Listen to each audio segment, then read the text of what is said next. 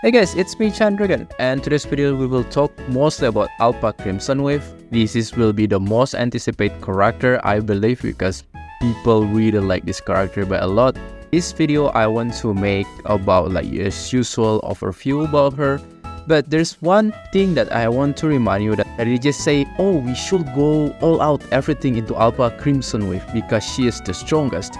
I mean, it's true, but there's things that I should clarify that maybe some of you may be new player or even middle player that maybe still don't understand about the concept of endgame in PGR itself. And I will usually give you the standard F2P recommendation in here.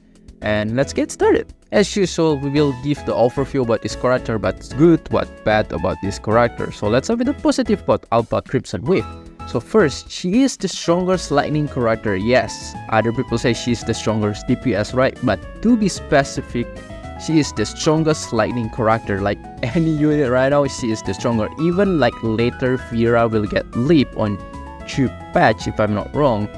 Alpha Crimson Wave still the strongest, she deal the most damage. And second, she's able to solo, meaning she can maintain 100% uptime without changing to another character, which is actually good for a new player that doesn't really have a stable team. So in this lightning team, it can help you. So you just focus first on Alpha Crimson Wave and your damage already pretty much solid.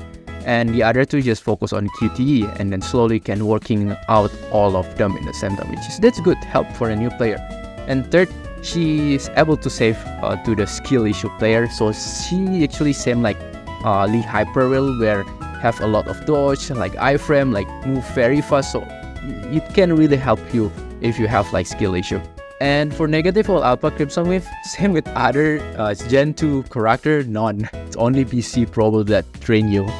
And let's move into our main course about why don't you go all out into certain character, even you heard like, oh, he is the strongest or whatever that you say, oh, very strong, whatever. Just don't go all out. I mean, in here is mostly for approach for low spender or free to play. This is not for well, or if you just pull whatever character you want. Like, I totally understand the hype behind this Alpha Crimson Wave because she is the icon of PGR itself. That most of you even like video is about like Alpha Crimson Wave, the motivated run, right? And I think that's one of the few reasons people want to play this game. However, in the end, she is same like another DPS. She is DPS in lightning element. You should treat like same with another DPS. Usually, for DPS for each character in PGR, at SS, at the most SS3, they already perform very good. And if you want to go better, let's say go with the weapon and of course with the cup. And that's the stopping point that we can say the best value for your investment. Generally, usually there, hit and everything already working very well on their SS or SS3.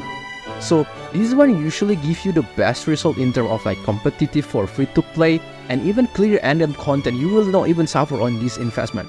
And I believe some people will counter, which is a lot of people counter in here with this argument that say like, yeah, you should just invest into a single character because it can carry you until endgame, especially for new player who doesn't really have a lot of character or much team. It's just better to invest in one single character. That I say this state is actually misleading. There's part of them is right, but some of them or majority of them is misleading. The things that I want to clarify first, yes, I agree that it will help you as a new player for a while. I say for a while only. Because yeah, usually you don't have much character in each element, so usually you going SSS, it will help to carry for a while. But afterwards, it become a trap. And this is one of the statements where I also falling into the trap because when I starting PGR, people just say, oh, just pull in Crimson Alpha. That's and they say, oh, this character is very good for the long term, blah blah blah. I just go a lot on Crimson Alpha without knowing anything, right? Because I'm new player, I don't really know. And I just realized later when I reach endgame, oh, I messed up by a lot. Because in PGR, if you want to clear the endgame, like most of the content, get the resource, especially if you like maybe free to play that want to clear everything or low spender that want to be efficient, then PGR endgame itself is about building multiple team and having like at least one team in each of the elements itself. So one team in fire, dark, lightning, ice, and even later will be in void. And the best starting point is usually in your main DPS because usually they are the strongest one in their respective element. And that I already mentioned before that having SS character is the most stable run, right? And if you have like all of them SS in each of the element, they actually perform better. So let me just give you a real example. Warzone, you need 2 teams in order to operate right, and usually they give buff on each of element. PPC, you need at least 3 every single week. Stronghold, you need multiple teams. Norman, you need multiple teams. Some even like current bubble, you need multiple teams. So see, majority of PGR content is about multiple teams. So you need to utilize this buff to get the best result. And I really say don't underestimate this buff because it will give you a huge buff. So maybe some of you wonder, what if I just going off element in those mode and ignore all this buff? Because Alpha Crimson Wave is the strongest one. I have triple S. Why I have to care about the buff, right? Surely I can just win, right? Yeah, you do that in Fire Warzone. I believe Lee Hyperreal even only SS can literally wipe out Alpha Crimson with triple S. It's literally, you just see the meme that Gojo say like, nah, I'd win, but in reality, you know what I mean. Maybe some of you may be still angry, but I'll give you an example in here, okay? I have 2 triple S character right now, Leaf Empire and Bianca Stigmata. So these 2 characters are actually very strong. And I say especially Bianca Stigmata, it's very strong. I'll show you when she perform in off element. I just do in Fire Warzone, you see how much that she deal. It's not even that high. I try in Lightning, it's not even that high. Okay, now let's play in the recommended way, which we put this team in their respective element, meaning that we will try Bianca Stigmata in physical. You see the scroll just like jumping like crazy. The difference literally almost twice. And bonus in here to convince you even more. Let's do Lightning Warzone with the Lightning meta in here. Take notes, all of them is only Gen 1 character. And all of them is only SS, except Leaflux is triple S because she is airings, easier to obtain. But other than that, 2 of them is SS, so Bianca Veritas and Viraganit is SS. You can see in here the score even higher than I try like this Bianca Stigmata triple S physical team that already is Omega Super Invest. And also Fire team I try, Omega Super Invest, not even close. So this is why I say don't underestimate the buff. Even the character only SS, they can excel those triple S because those buff is actually huge. The only case where the off element can actually become better, and this is only for Warzone, is when you have a full benefit from the full RAM support. Let's say you have the full RAM support about Lightning, then yeah, you can get a better result going off element. But that's only special case and you have to rely on RNG. So you already see some of the things that I already showed to you, that point triple S for one single character you already sacrifice a lot, the result even not really that great, and you still need multiple teams in the end. It feels kinda waste, especially for free-to-play player or like slow spender player. So this going all out only applicable if you are well or type of character that you only play whatever character that you like, that you accept the consequence that you will not able to clear most of the case. You just don't care. You just play very casual, and that's will be fine for you. So let's recap in here. If you decide to just go all out in Alpha Crimson Wave, I will just give you what is actually the pros and cons. In here we will took the stopping point is triple S with weapon and cap, okay? So the pros is that you will wipe out all the lightning like content or stages very easily. Let's say Warzone, you can I think get very high score. I can quite guarantee you can get even rank 1 pretty easily on hero. And then the second, that for the single team stages will become very easily. So for the cons, you will expect you will get unstable result. Let's say in Warzone you can promote easily or getting demote easily. And also the next one is that you spend more 45k BC, which that's equal 3 characters. That basically 3 characters is equal 1 full team that already stable, and potentially you can even SS them in PPC shop, right? So that's even make it worse. Third, you will suffer in the multi-teams mode, let's say like normal, because in normal it requires you a stable multiple teams. And let's say the second scenario where you decide to just become going for the stable route, which is the control advancement, you just stay on SS or maybe some of them SS3. The pros, which is I already say the best of value, which is the good stopping point and good enough to clear most of the content and give you the good result and can get all the reward pretty easily. Second, competitive also give you a decent result for you. And third, because you become control yourself, you only stop at SS, you most of the case can get all of the character, which is for me it's the main selling point. Also in gacha game because we want to get as much character as we want, right? To play different playstyle, which is, for me, it's more enjoyable to play different playstyle. And the last one, this is still a continuation because you able to pull most of the character because you don't go all out, right? You can pretty much build like each of the team in each of the element itself. However, there's of course couple of cons if you just only stay on SS, which is first, tables means mediocre in terms of performance. Of course, this one especially mostly for competitive. If you want to climb out, it's a little bit hard because every single score that you provide is mostly just constant, it's around the same. So sometimes if you have a bad luck, let's say in the Warzone, that you meet a lot of whale, and that's where will be a little bit tough for you. You need to try a little bit hard, become maybe efficient more in your rotation. So yeah, it gives you more sweat in here. And second, this is still the continuation, which is you will face some challenge on some stages, or at least you have to try hard a little bit. Because I'll give you example on Norman. I have triple S team. Usually I'm not sweaty at all. But when I have to deal with double S team only, I need to be focused. Like I cannot be chill. Which is, I don't know, it's actually good or bad because it gives you actually challenge. So if you're looking for challenging content, this is actually good. I know it's hard to remember the people we used to be.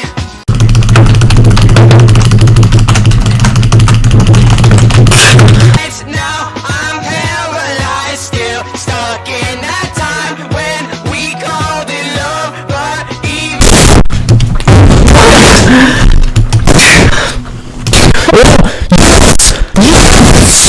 So in the end, if you want like my recommendation for the pulling what is Alpha Crimson with, I give you as usual, if you're free to play, then I really recommend going with SS with the weapon. The weapon actually still optional, but if you want to get that actually still good, give you quality of life. And if you want to be stylish, get the cup. But you want to be efficient, prioritize first weapon, that cup. As a 3 you can, but usually I don't really recommend. For monthly spender or low spender, you should pull like the weapon with the cup and the character itself, and then you can consider to go like SS3 if you have like spare BC, but again it's still optional. Prioritize get the weapon and cup first. And of course for whale or the type of character that play whatever character that you like, feel free to do whatever that you wish. And I will move into Alpha Crimson with overview. We will talk about the kit, and then we'll talk also about the endgame build. But of course if you want more into detail, I recommend to check out more into the dedicated content creator for the build itself or guide, let's say like Rexland or Spider2B. I'm early in here just give you the brief introduction about this character. Okay, let's move into fun part, the kit overview. So in here, when you first enter the battle, we will enter with the Kodachi stance in here. So in here, basically Alpha have some variation stuff that you can do in here. First, you can keep doing the normal attack until you see the flash cam out, and then you can press normal attack rapidly and it will do the sword wave.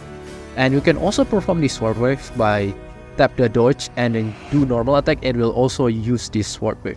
Although take note, this sword wave looks very cool, but it will rarely use in Alpha Crimson with optimal rotation itself. Other than that, you can hold the dodge button in here and it will perform the dash attack. And if you pay attention, it will increase both number and the power gauge in here. Of course, the higher the number, the stronger it will deal the damage. Another very cool part in here, you can hold this dodge, and then when enemy attack you, it will do auto parry.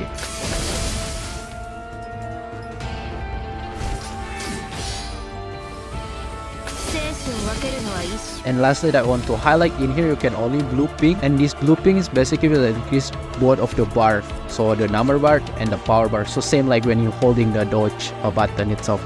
And after that, you get enough energy, you can move into next stance, which is Odachi stance.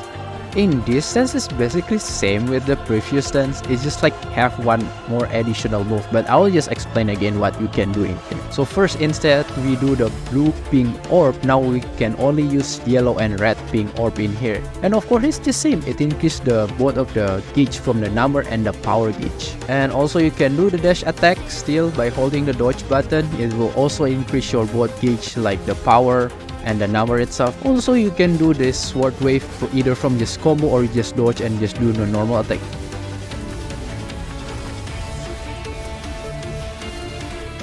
Auto parry still present also when you hold the dodge. And lastly, this is the brand new move when you are in the Odachi form. So if your power gauge in here already full, you can hold this dodge and you'll see later the number it will become red. right? You can take a look in here. And then after you see it become red, you can hold the basic attack. It will perform this cool jump slash. And this jump slash you can actually use for later. You don't have to perform immediately after you do the dash attack. You can just like save it for later. Let's say you want to do combo and then later you want to close with this holding basic attack and it will perform this jump slash. So yeah, you can use according to what you want. And lastly, you finish the signature.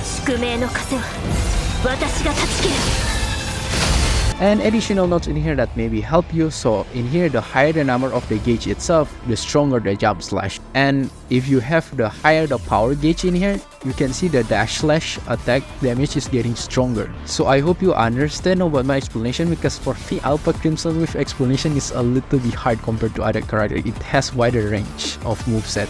But don't worry, I will try to simplify the gameplay in here that usually people do. So first, when you enter the battle, just ping blue orb or just get the energy as fast as you can so you can move into Kodachi form. So soon we are in the Kodachi form in here, you just ping the orb to increase the power gauge and also the number gauge itself. You can also combine with the hold dodge in here to perform the dash attack, so it will also increase both of the power and number gauge in here. After that, we just hold dodge attack and turn the number gauge to become red, and just hold basic attack and we finish with signature and just repeat. So that's everything about the Alpha gameplay itself. But of course, in Alpha Crimson Wave, the rotation for each of us can be different because Alpha moveset gives you a lot more freedom compared to other characters, so it can be different in the end. And now let's move into build. The 6-star memories or the endgame memories for Alpha Crimson Wave for the general use, which is 4 pieces of Diesel. I don't really know what the final name of is, but I show you the picture, and 2 pieces of Cody. Cody will be in the slot 4 and 6. However, for some niche cases where you want to speedrun in PPC and you can kill like in the single rotation, then you can use 4 pieces of Diesel and 2 pieces of Frederick. Frederick will be slot 4 and 6, but take note, this is on a niche build. For the memory resonance, if you SS train lower, for the top side, which is basic attack, and the bottom side will be HP and attack. However, if you already have SSS or triple S, then your memory resonance will be on the top side will be basic attack, and then for the bottom side will be signature move. And for the hyperzone, as usual, for the elemental DPS, just focus first on the bottom row and the top row will become optional. So that's everything about Alpha Crimson Wave overview. So if you still confused, should you pull for Alpha Crimson Wave? Absolutely, this is also most of the hype character, and also like lightning DPS, very encouraged if you start to building also lightning team itself. So absolutely you need to pull her. In the end, thank you so much for watching. I appreciate for your time. I hope the best luck in your pull, and maybe you can help me to hit super button and like, maybe help me soon. I will reach 1,000 subscriber, and I will appreciate. I will see you next time. Bye bye. Now I'm motivated.